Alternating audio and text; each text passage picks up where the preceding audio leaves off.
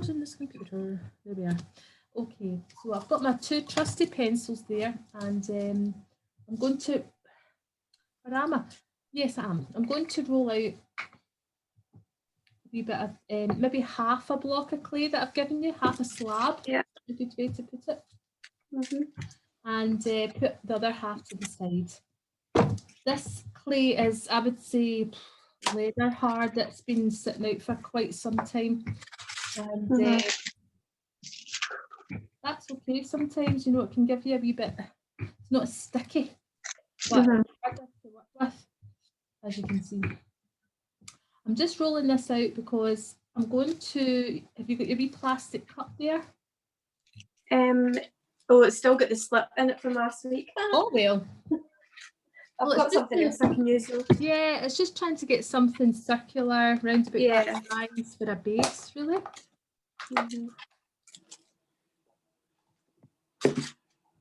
What is it you work as, Jennifer? I'm a teacher. Oh, okay. What do you teach? Primary. Oh, lovely. Well, is it? I don't know. Yeah, it is. It's good, isn't it? But it's it's a bit hectic at the moment because things we should have done last term during lockdown we're now doing this term, so it's quite a lot. We've got to do, so yeah. And it's like you just have to get in and bear it. Nobody's going to do it for you. That's the thing. It's like, well, I was in the secondary sector and it was hot spots, let's say, in the time. I think all of the years become a hot spot now. Yeah. Catching up stuff. Well, I've just drawn around. We're going to do a wee circular base for our pot, and I'm going to cut that away. So I tend to kind of cut a wee line and then I'll cut around the circle, and it should kind of peel away, and that wee bit there helps to, you know, pull it out and the rest of the clay. So whereabouts are you? I'm in on Thank, and I teach a primary 4. Oh, well, they're just adorable. I mean, yeah. They are pretty much adorable. Yeah, I think considering what we've been through the past kind of year, you know, they're doing well. Things, aren't they? They kind of, some of them have found it really hard though. I mean, I'm not alone or anything. Yeah, I think my kind of problem at the moment is reminding them that even though we're in school, we need to still kind of work and get on with it. I think a lot of them would just rather, you know, chat the whole time, and I'm like, hard.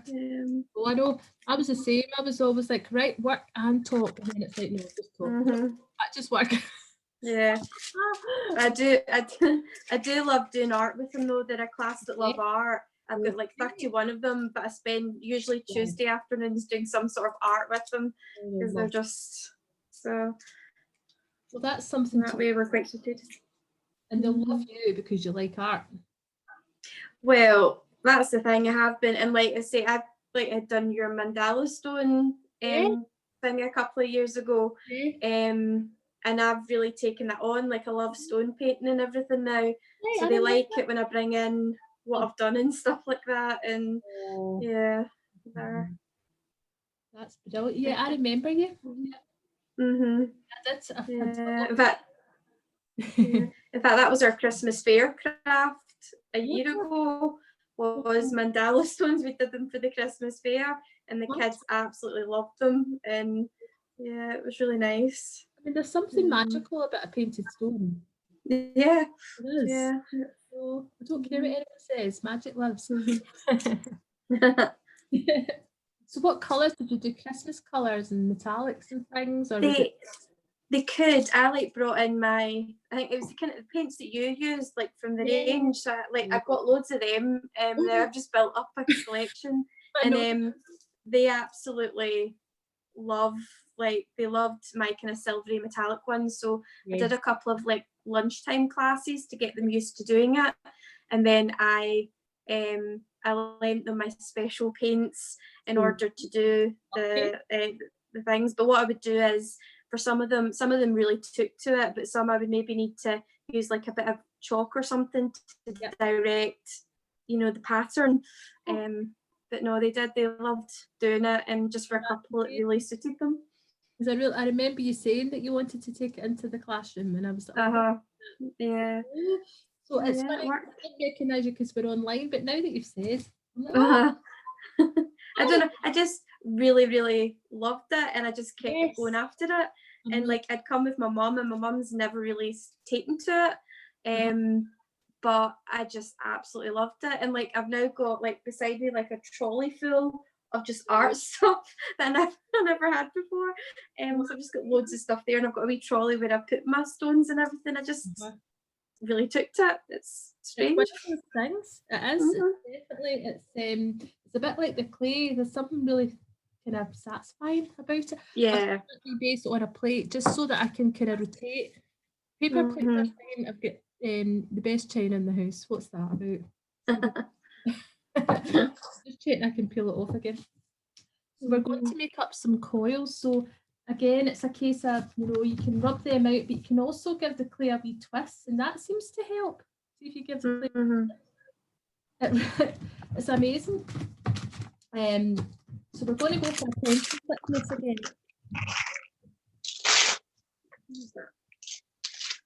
So how much was it you used there? I have taken a bit, maybe half of the other half, if that makes sense, that you should have put aside.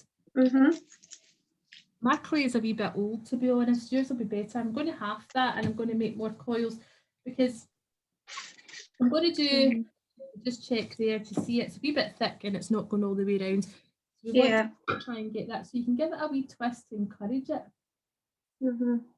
That's a great wee tip, because it really helps the clay roll out into, I'm finding that better. So pencil thickness.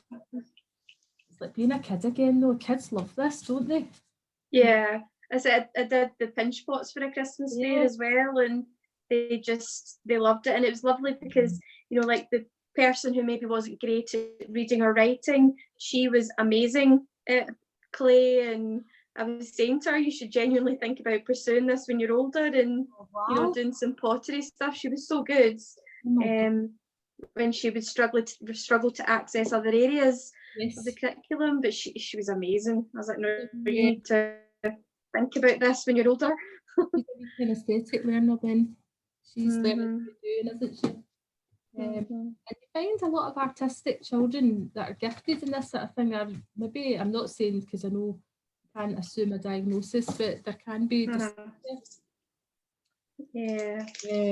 so, you know, and it's not as if it's dyslexia. There's a book called The Gift of Dyslexia. It kind of changes that idea of it being, it's not really a disability, it's just a neurological thing. Yeah, that's what we try and encourage. It's just thinking differently and approaching things differently. Nowadays that's getting addressed, because, you know, it's just all the different learning styles we've got. And I always found, like, see, children, especially boys, who take to clay a lot, and something, maybe it's the mindfulness again. That was part of our in-service day training. Some people in our school have been doing this neurological and behaviour study this past year, and one of the things we once did was do disco. What's that? Do disco? So it's on YouTube, I think. And so this lady basically encourages them to do things with just a wee bit of Play-Doh to music, and, you know, using their fingers and hands. And apparently the majority of them love that. So I'm like, even though I've got an older stage, I'm quite fancying trying that with them. Oh, that's just genius. Just I've never heard of it before. No, I'm going to look that up. I've just scored around the edge and I've put the slip. So I've actually stayed true to my word, and I've put some water into a jar, and I've got my clay, and I'm just letting it hang there. But so disco. It's a bit like Pictionary. That was a brilliant game. I loved Pictionary.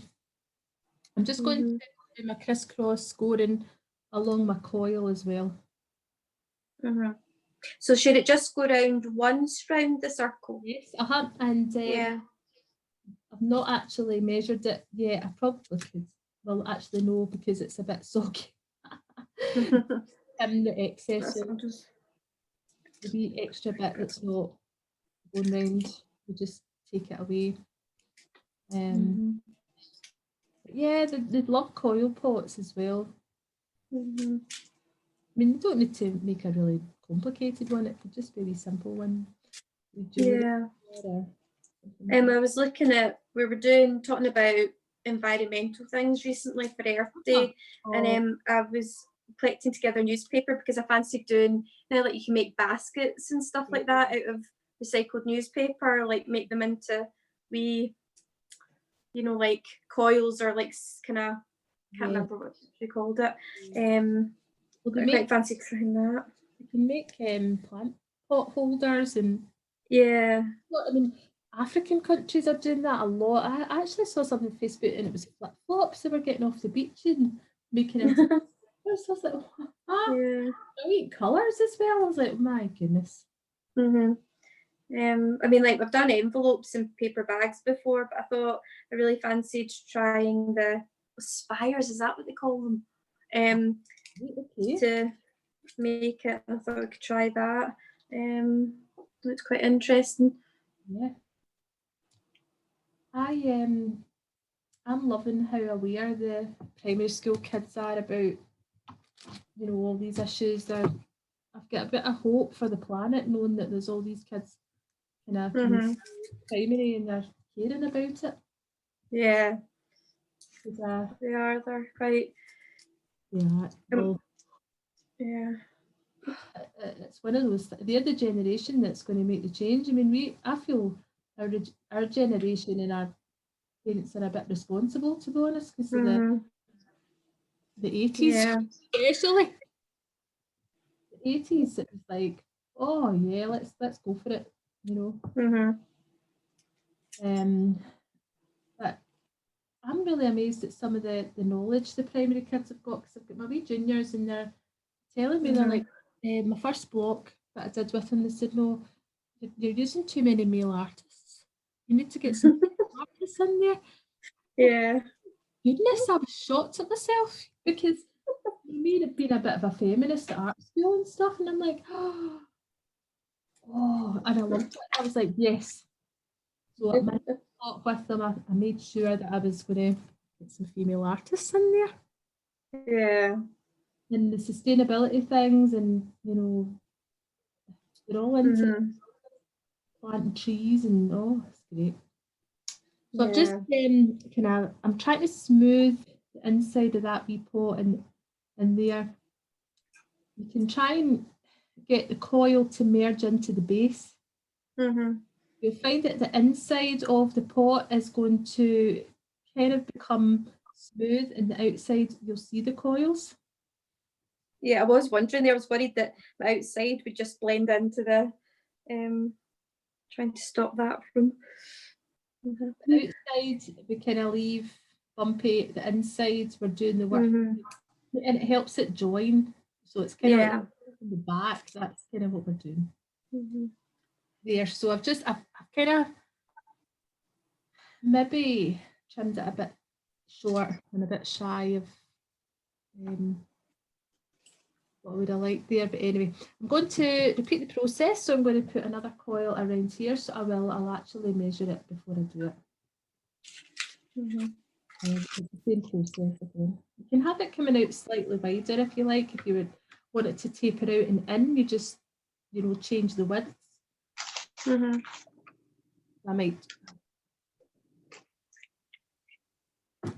So yeah, so you've done play before, but are you finding, what are you thinking about projects that you can do with the kids or for yourself? Or, I mean, Pinterest. Yeah, I mean, I'll admit I've found the past two ones we did really tricky, and I've actually not completed it because I wanted to try again. And I'm planning on it. I think it has challenged me, and having to use that. This is me as if I'm talking to myself like I'm a kid, but like the growth mindset idea of doing it. the only one that found it tricky last week, but I need to know if you don't mind, 'cause what particular or what could I do to make it easier? Because obviously we're not face to face and it is harder. But yeah, I mean, I felt last week's. I basically had something finished, and I can even send you the picture of what I did have finished, but then I tried to kind of alter it and it just kind of messed it up a wee bit. right. So I felt my second go was much better than the previous week when we did the owls. It seemed to just work better last week, and it was more kind of towards the end, and I've just not had time to try again recently. You think that, probably because we've only got an hour, so I mean these are projects that we're maybe rushing a wee bit just to learn. Yeah. So maybe I'm getting the feeling that you're not the only person that kind of thinks, right, okay, I want to do it again and I want to take my time. Yeah. Because it does take a bit of working and smoothing and perfecting your shape, so I can understand. Yeah.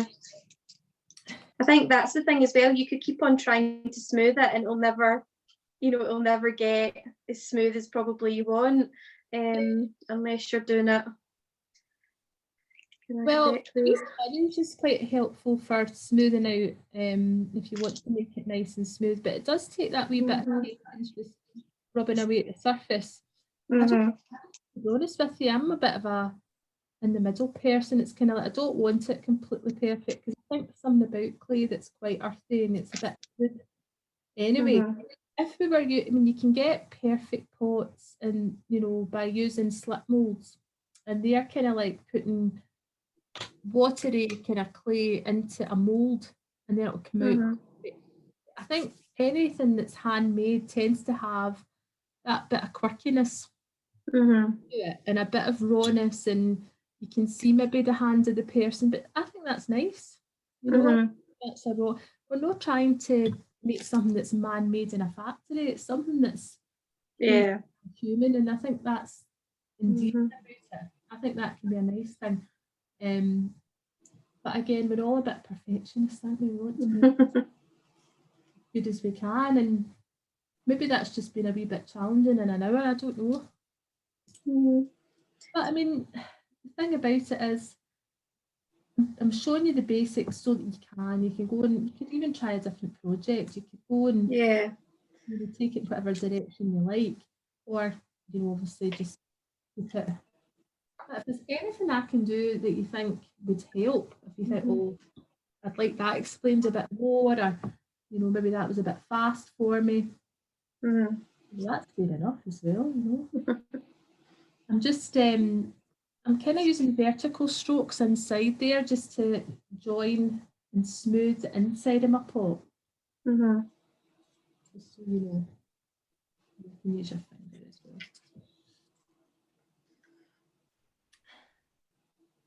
Yeah, so we did the tiles, so that's kind of fun. I loved the tile. In fact, I've got it still sitting there waiting to paint it. I absolutely loved that one. It was really good. That's kind of like a 3D picture, isn't it? It's kind of like shapes are a bit thicker and a bit more 3D because of the thickness of the clay. But when we're making things a bit more 3D shaped, it's kind of like, the pinch pot technique can take a wee while to get used to, actually. Takes a wee while. That's why I kind of did 2 lessons on it, just to reinforce that, because I mean, I've done, oh my God, I don't know how many pinch pots I've fixed.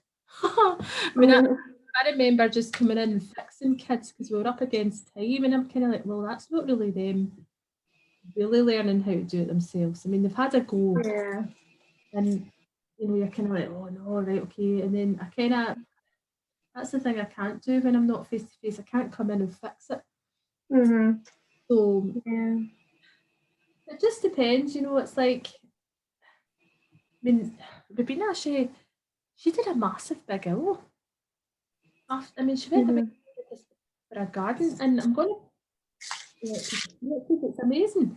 It is. So it's like you're learning these techniques, and then if you're taking it to classroom or doing something else for yourself, you've still got the benefit. Of it.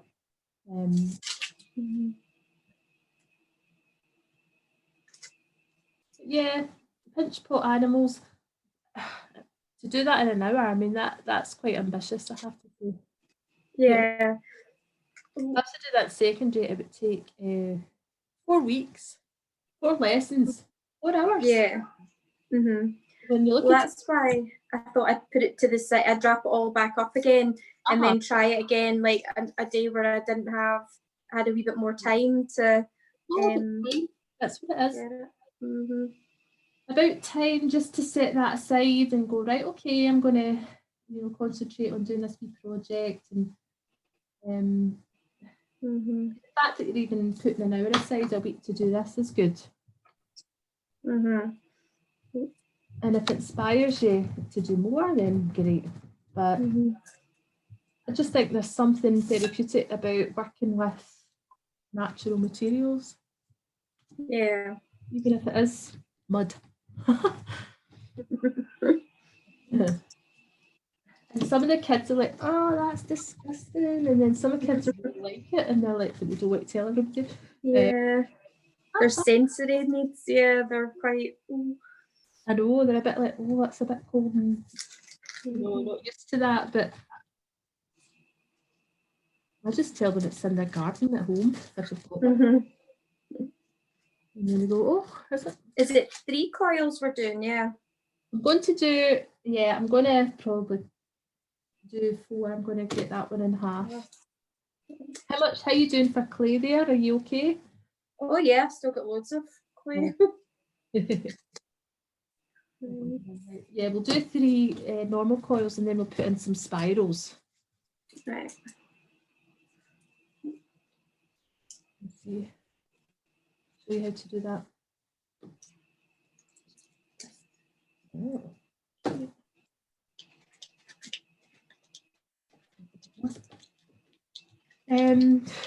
Yeah, I think, I don't know, I mean, the chicken is probably the most complicated thing we've done. Yeah. Mine was looking quite, I think you'd said about the Wallace and Gromit type eyes, that's how mine ended up. I think that's quite bug-eyed. Yeah, you know. I think that's endearing. There's nothing wrong with that. I didn't actually took my eyes off. I've got no eyes on my chicken. It's just sitting eyeless. But see that body with the 2 pinch pots, you could make that into a hedgehog. You could make it into anything really. So yeah, that'd be quite nice for the garden actually. A nice hedgehog. I've done that with kids before. We make the kind of hedgehog basic shape and then sticking sunflower seeds in for the spikes, and they quite like that. That's been a wee project, and they all kind of manage it, I had at secondary there was a probationary teacher who did Wallace and Gromit and used the pinch pot technique. And it showed the one, and they all had those. So I must be inspired by that. I'm kind of like, it's brilliant. We did so well. We've made like mini canopic jars before for Egyptians as well. That was quite, because you just kind of took the pinch pot idea but made it like 2, but one would be a kind of head, like a lid. And actually it was a good few years ago, but the kids did really well with it actually. It was quite impressive what they could do with it. Did you paint them gold or did they do different colours? Most of them I think focused on kind of gold, but they were really good at trying to get kind of, well, they could choose what kind of head, they could create their own or, use one for inspiration. And again, a lot of children who maybe struggle to focus in other areas were amazing and, were so careful and paid so much attention to our wee details. Wow.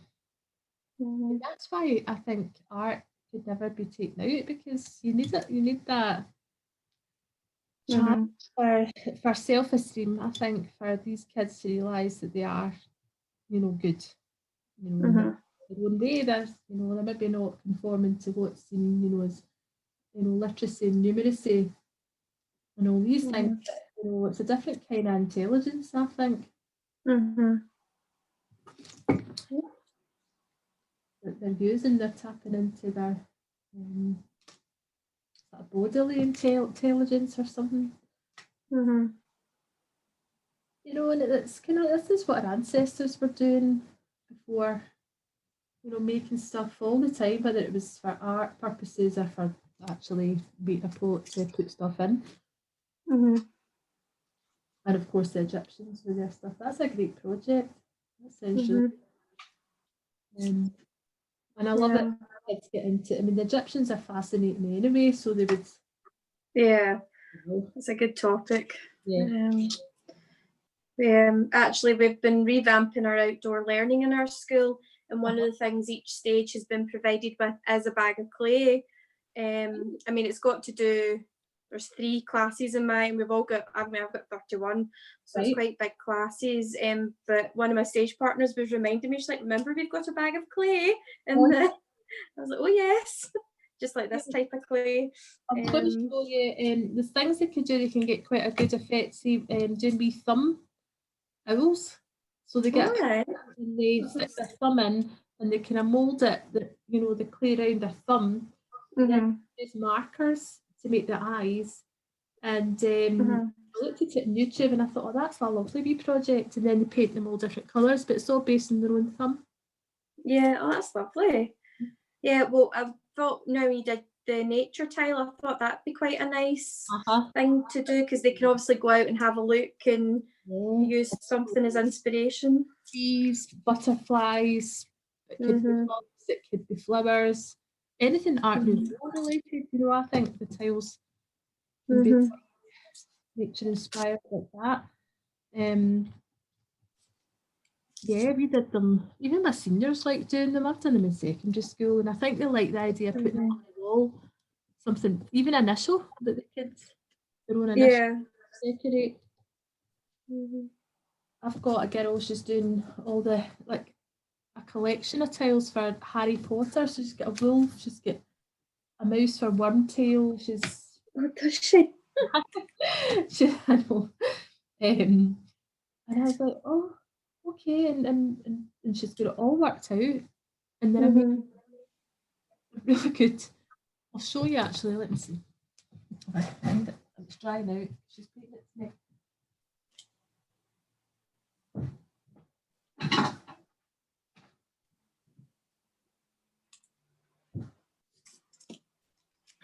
That's it there. Oh, that's lovely.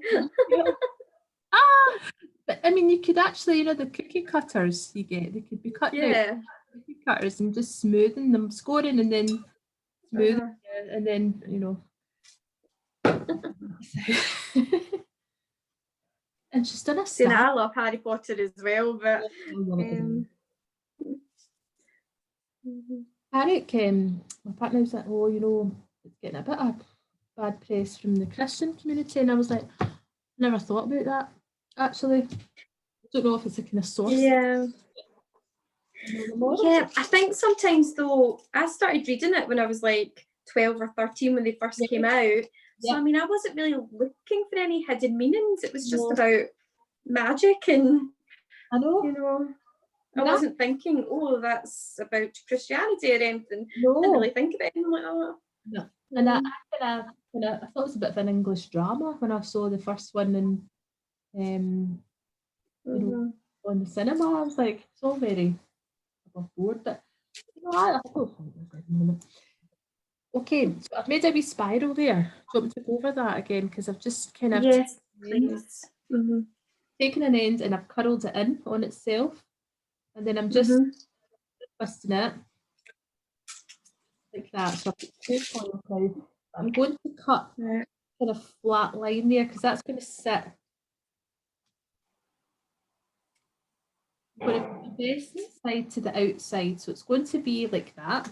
Oh, I better kind of slide that. And then I'm going to put another one. I'm probably going to make about 1, 2, 3, 4. Well, we'll see. It might be 6. Yeah. I think I'll manage 8. So I'm going to score that area there, and I'm going to put it on there, and then I'm actually going to smooth the inside of my coil so that it kind of, again, the inside is smooth, but the outside is still bumpy. That makes sense. Yeah. I'm Okay. going to do some infills as well, so I'll talk you through that. Right. But that's just recently. I never thought of anything to do with like cult or No. I just thought, there was a good wee message about the underdog and Yeah. But good versus evil as well. It's that kind of. I think that obviously, if you've looked into the whole history of magic and everything, then maybe you'll see. But yeah, it was just a nice, fantastical story. Yeah, I'm a sucker for all that stuff. I've never grown up. I love Harry Potter. I love Lord of the Rings. I love all that. Yeah, me too. Takes me into another wee world with fairies and yeah. I don't know. I think it's just the arty bit. It's kind of imagination and. But it seems to be popular. Everybody's kind of enjoying it, I guess. Yeah, just to let you see that I've bring that up. You see how I've kind of smoothed. Oh yeah. And the outside is still quite bumpy. And I'm just going to hopefully get another wee row of spirals going through.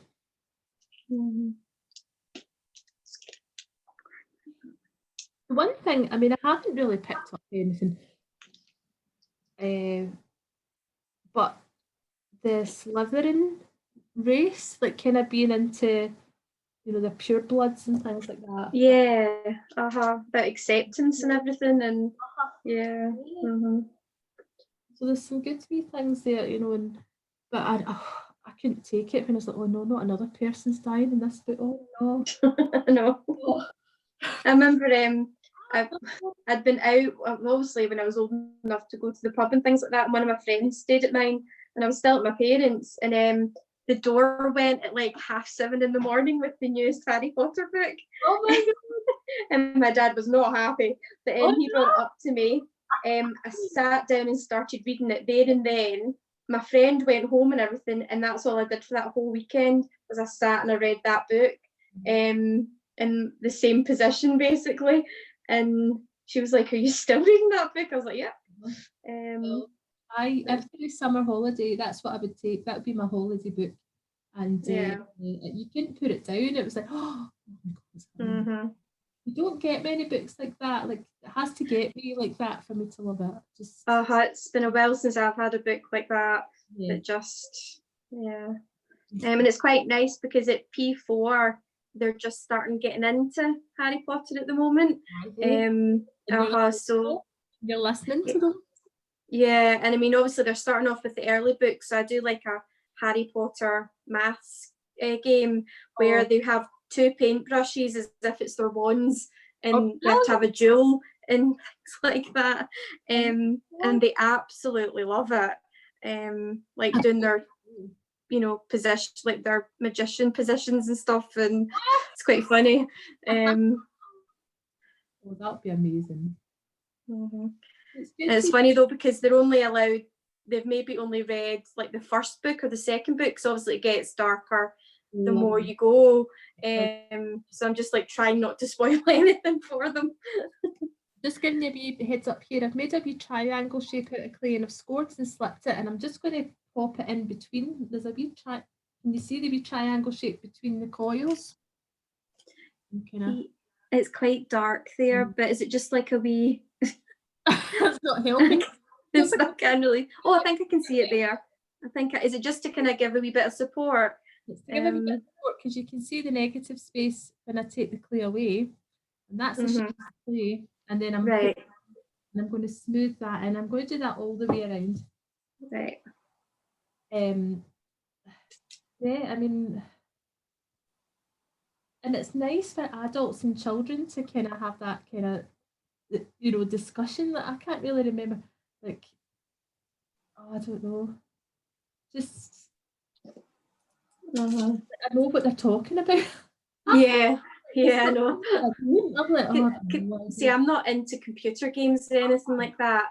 Yeah, So trying to keep up with all of that and like YouTubers and stuff, I don't know any of them. So when it comes to at least something like Harry Potter or even like the Marvel films or something I can actually talk to them about. like, oh, great, right. Okay, I don't mind you talking about that. But they become quite wee experts in it. It's like fantastic. Yeah. We did a wee clay project about that, and different animal body parts and put them together to make a new beast. Oh, cool. Then the fun bit is making up the name. Mm-hmm. Had like an alpaca cornices. It was like an alpaca with a unicorn horn and wings. And we realised, you know, anything becomes magical if you put wings on it, you know. Yeah. Yeah. Mm-hmm. Maybe, Well, we were doing before Christmas. We did a Scottish mythical creatures topic. So we were doing so we did the water horse. And looked at, you know, unicorns, and I actually didn't realise like the origins of the Kelpies is actually quite sinister. I didn't realise kind of what, I mean, I've been to see them, but I didn't really, I think, take in the history. But then we were reading about it and how actually quite dark they are. the Kelpies at Falkirk, I think they are kind of based on the Kelpie as in the horse that would the boats. But the Kelpie itself, like I've got a book there and it's amazing, but it's about Scottish folk and fairy tales, and it talks about, it tries to lure you in. Yeah.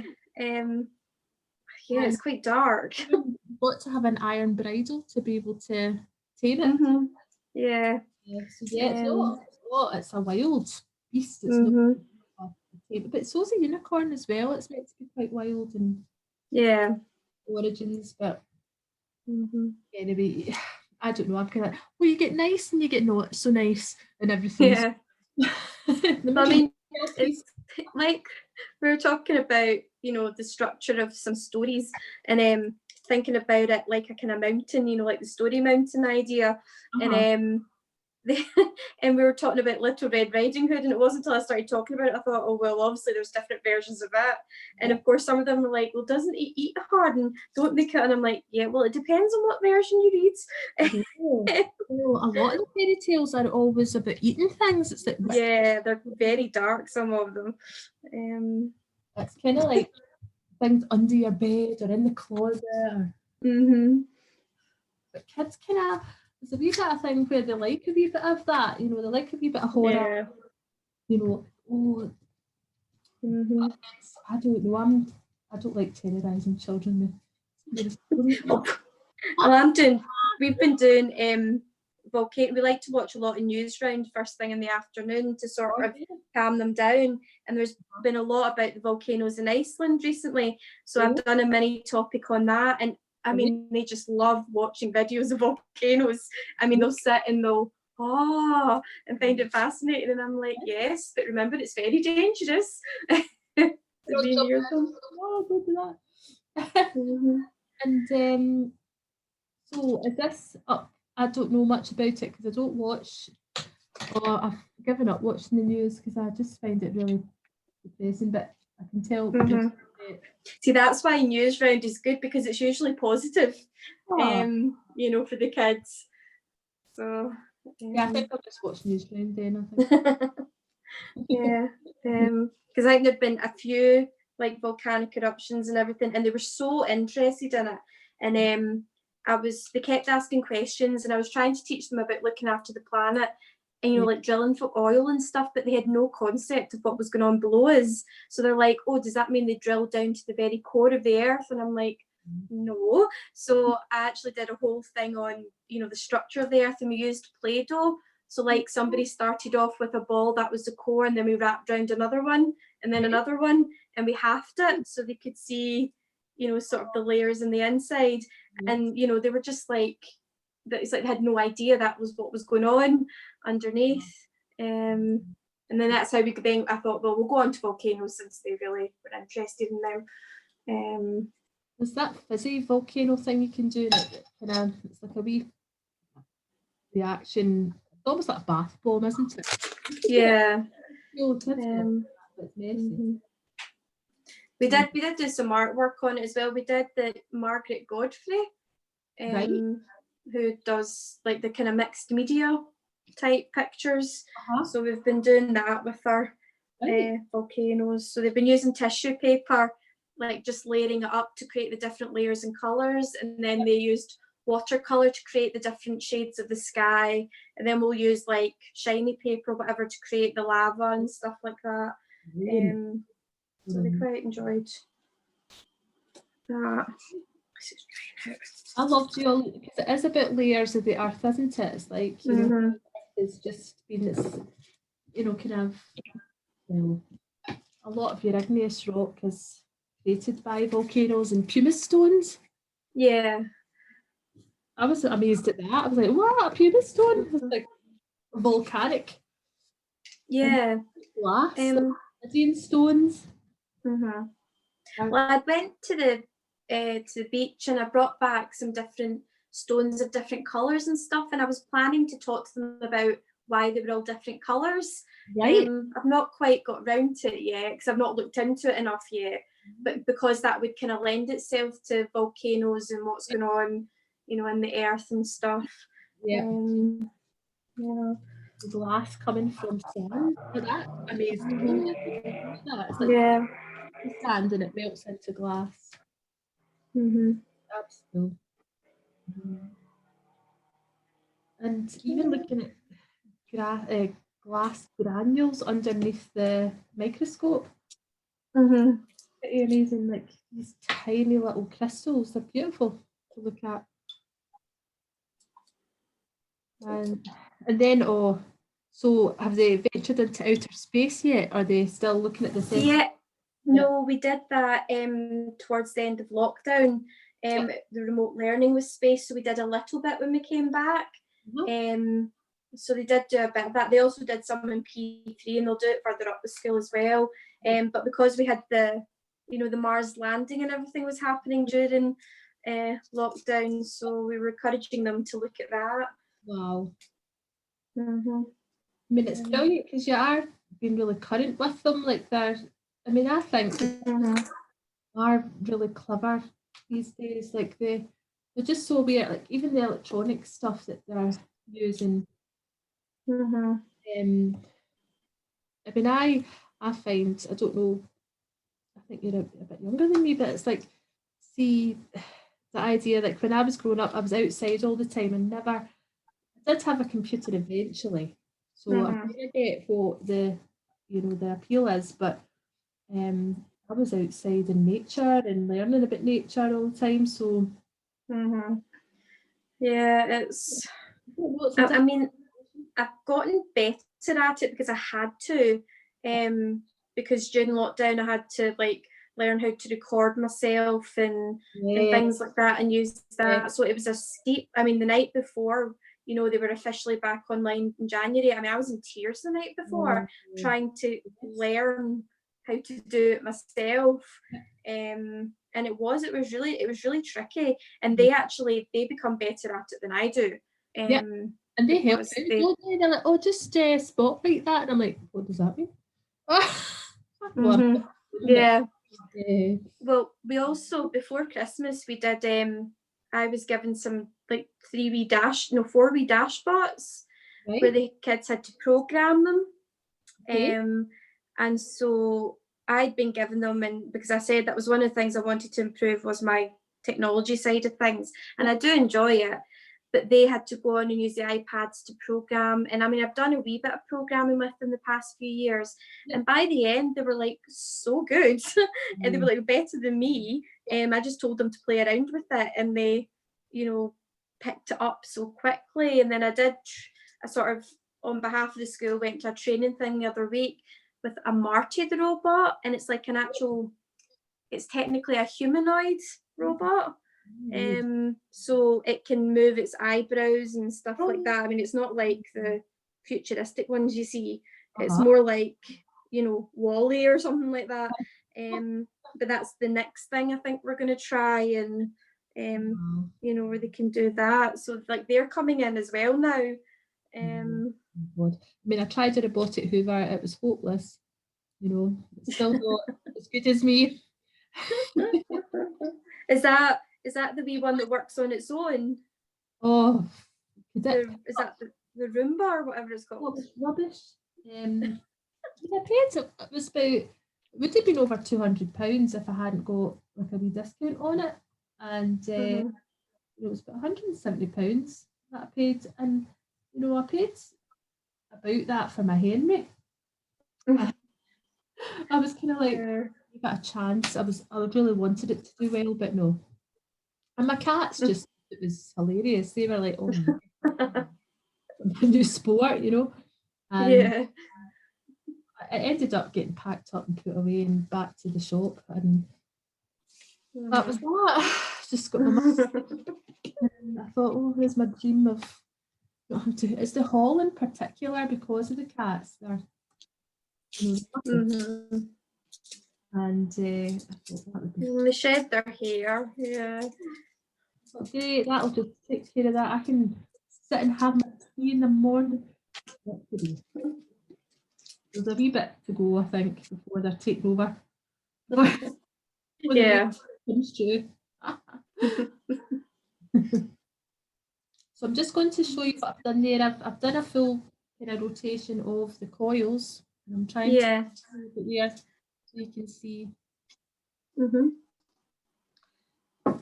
Now, the next thing you can do another coil. You can actually have the coil kind of going down and up and down and up.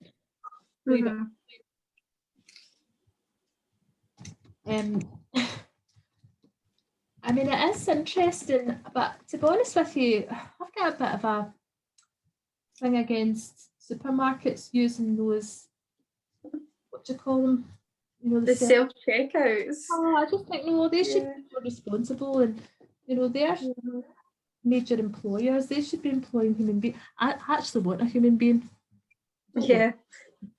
I find them quite creepy because like if a couple of them are talking at the same time, you know, saying thank you, and it's quite creepy.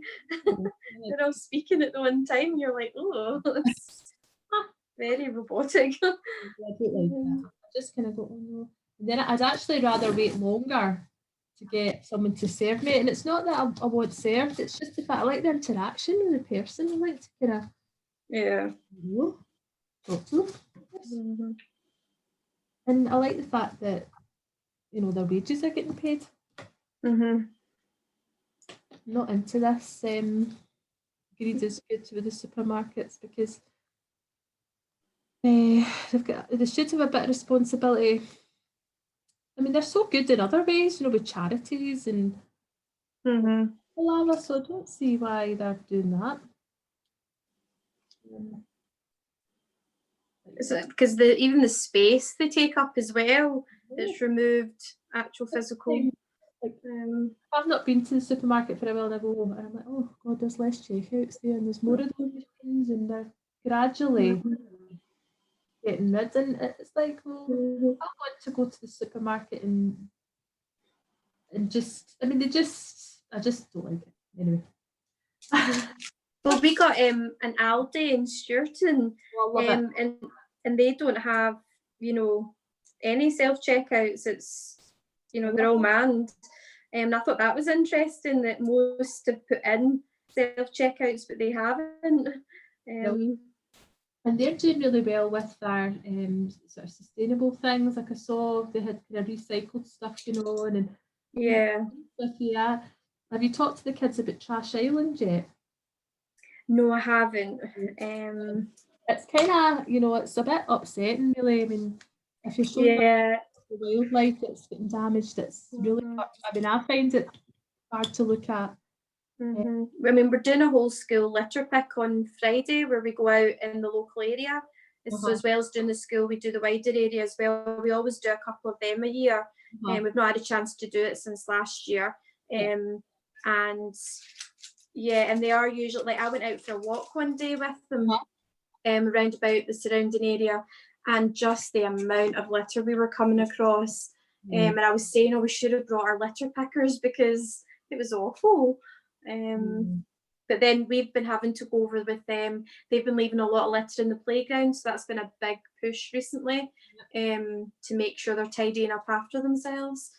It's a good one to let them see, though, if you do it without showing them the most upsetting, but maybe like I did a thing where I said to my secondary school kids, I said, right, okay, we're going to look at Trash Island, and here's what I want you to do. I want you to come back and tell me what it is, where it is. In fact, there's 3 of them now, and they're the size of Texas. And this has been found in the 80s. And so how did it happen, and what can we do to fix it?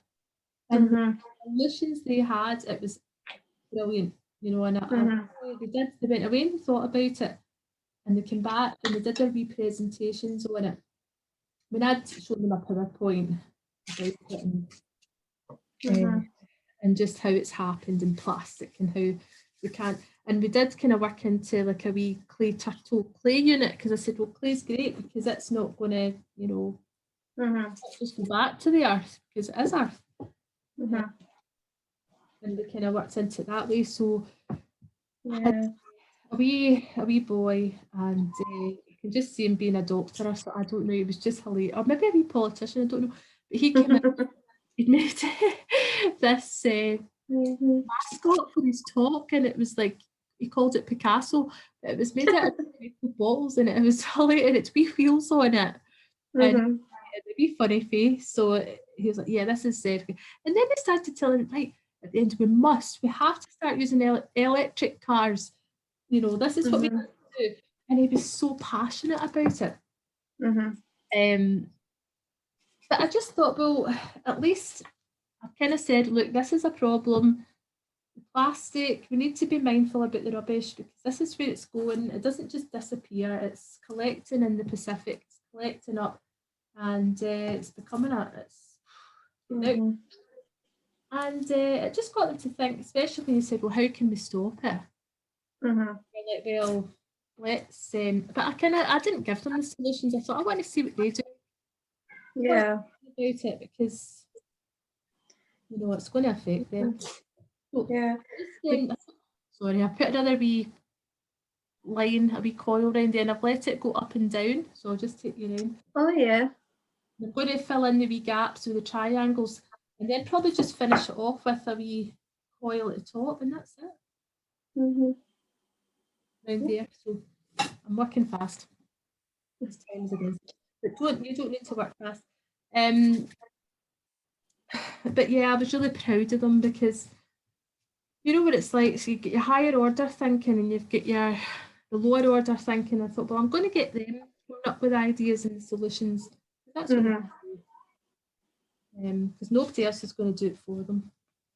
Well, we did you know, the Dr. Seuss the Lorax, we did that for Earth Day as well, and just sort of that as a book study, and then through that we were talking about, you know, Earth Day and like about animals that were, you know, like elephant numbers that were dropping and everything, and they were quite horrified. Like one of the kids even worked out it was a % drop or whatever in the, like he's a very baby boy, and he was like, oh my goodness, that's like a whatever % drop in elephant numbers. And I was like, oh yes, it is, well done. But then one of the girls had said, no, we're talking about the fact they'd been hunted for their ivory tusks, and she was so sweet. She was like, but why couldn't they just have put the elephant to sleep, gotten the ivory tusk, and then left them alone? And she was like, you know, that was an alternative.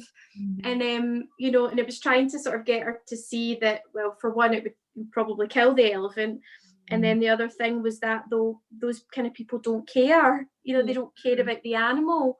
But that was her solution, trying to think of a way to please everyone. And it was like they just probably wouldn't care that it, you know, could save the animal. And she was so sweet about it. I was like, oh, that would have been, you know, a good solution. You know, could have looked at that. But yeah, nobody wants ivory. It's like no, it's like, that's the same. We can live without it, so no, it's not necessary. And I just love the idea of, you know, that wee generation coming up with, oh, we're not using plastic, let's use other things and Mm-hmm. no to plastic. I think that's just my big concern at the moment. And I don't, Mm-hmm. anyway, it's a bit like ivory. Maybe that'll change soon. Yeah, it's like any of the paper they've got to draw in like free time or whatever, it's all scrap. So it's like, you know, I tell them I won't give them fresh paper unless we're doing a specific art project. So if they're wanting free choice, we recycle our newspaper, paper like worksheets or scrap paper, and we use them to, you know, to sort of hopefully they'll do prevent that as well. You know, it's like trying to just instill the good kind of habits and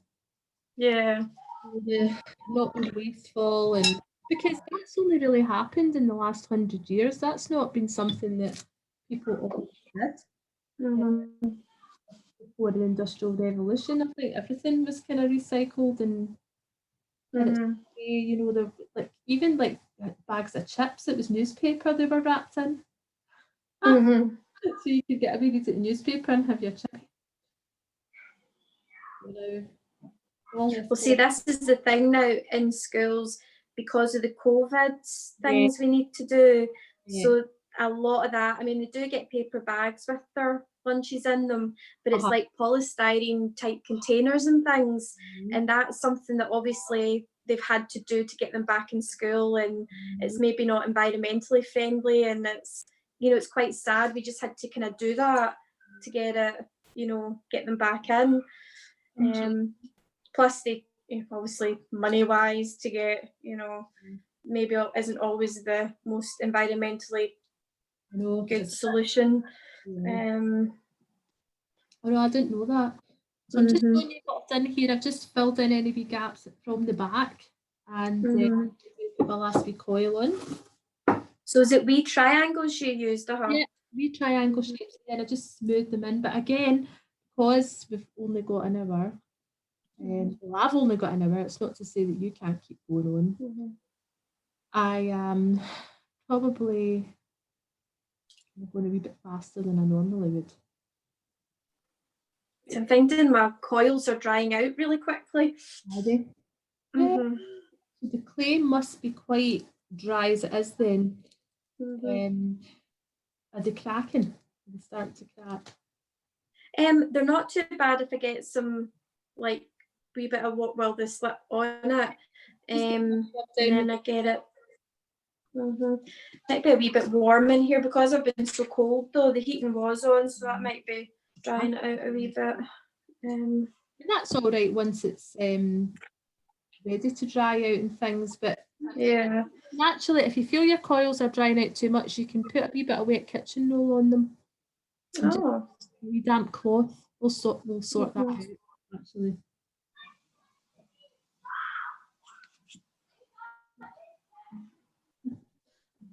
Don't have to.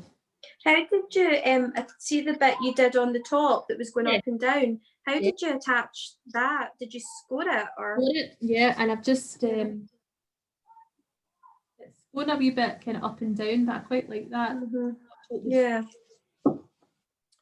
But my top one will be, and I've had to roll it out a wee bit because it was a bit short. It was a bit,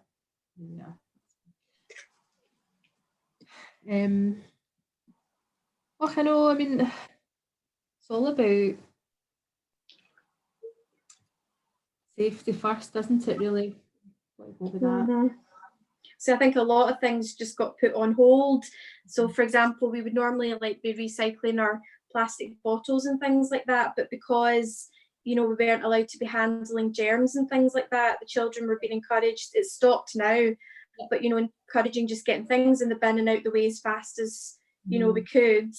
And so hopefully we get back to more. It was like, right, what can we actually, it was over cautious, but can't be too cautious, especially Actually, I got my first vaccine today as well. I had to go to Dreghorn for it, but so it was like my service day today, so I had to leave in the middle of like an online meeting and go to get it. So what one did you get? The Pfizer, I can't say it properly. Pfizer, that's it, Pfizer. Well, people are a bit kind of not happy about this AstraZeneca one. Yeah, I don't know many people that have had it though, mind you, I haven't asked. My mum got the same one as I did, like she's now had both. And I mean, you don't know till you get there, so I know it just when you're going to be. I know. I don't know if you can request or not, but I wasn't really too. No. You know, I just thought need to get it, so. Quite a few people that are anti-vax are not into it. Because when we're in our job, it's like, well, just got to go for it. Yeah, well, that's the thing, because I mean, I say I'm in a room of 31 kids, and it's not a big room, so I'm in amongst them all day, and then plus other staff and other children. So yeah, it's Well, I'm going to phone up the doctor and say when am I getting it, because I actually did it through the carer thing, because it's just me and my mum. Like my dad's not around anymore, so if something happened to me, my mum would be on her own. So that was how I kind of applied for it. Yeah. I think there's actually a line you can phone, and they'll give you a cancellation. Aye, yeah. What I've heard, they'll fit you in. So I'm going to find out about that as well. And just get out the road.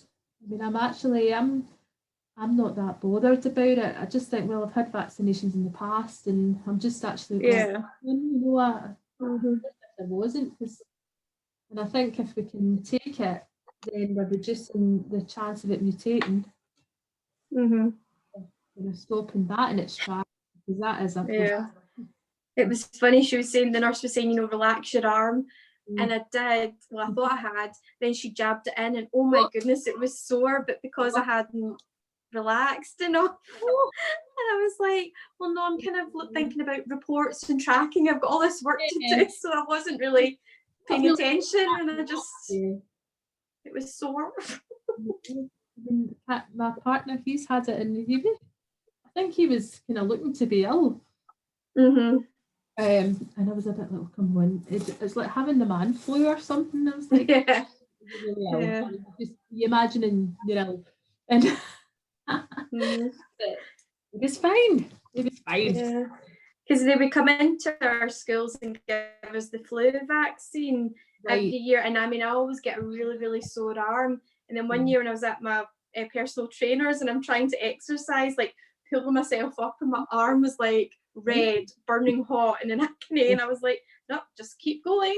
It was really painful. No pain, no gain. I've just see any wee bits in that I want to smooth out. I'm just brushing them with some slip on the outside as well. But I'm just going to you have done that there. So I've got another wee coil in the top. And it's like I'd be sitting there and oh look, I'm just going to sort that wee bit. To get ready for my next wee class, because they're coming at 7. But yeah, that's the coil pot. But we've done spirals. You could do anything. You could have a wee look and try some of the other shapes. You could build it quite tall. It doesn't need to be open there, Yeah, it's quite kind of ancient Aztec Greek. Oh yeah, Aztec, that's better. Yeah. Well, I think it'd be more Aztec if it was a square spiral, maybe. Yeah, I'm gonna let that sit. So it's quite good to have it on the plate because you can rotate it. So let me just check. Stop recording. I'm going to